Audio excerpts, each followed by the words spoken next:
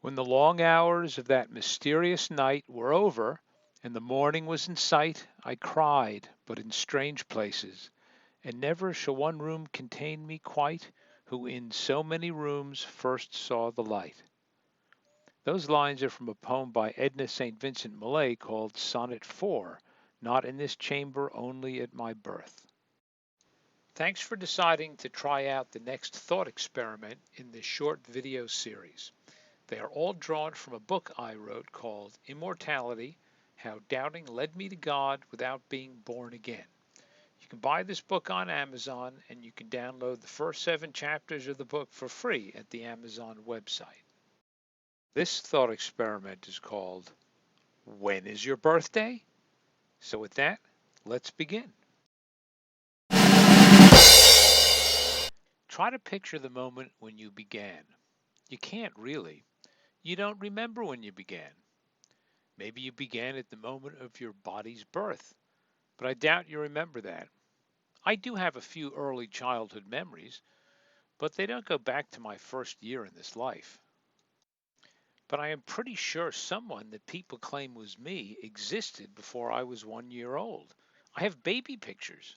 On the other hand, maybe your consciousness began when you woke up this morning. Maybe we reboot like computers. I couldn't tell you, and that's the point. As you look to the future or back to the past, you see another limit to your certainty.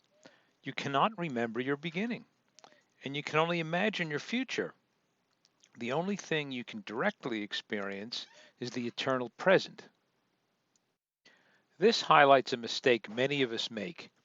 We equate our moment of birth, or perhaps our moment of biological conception, with our moment of creation.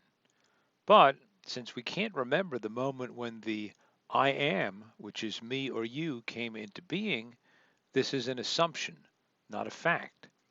Maybe our consciousness came into being long before we were conceived. Maybe it came into being well after our conception, or even several months after our birth. We really have no idea. Now, I'm not suggesting that this represents the most important limit on what you know for sure.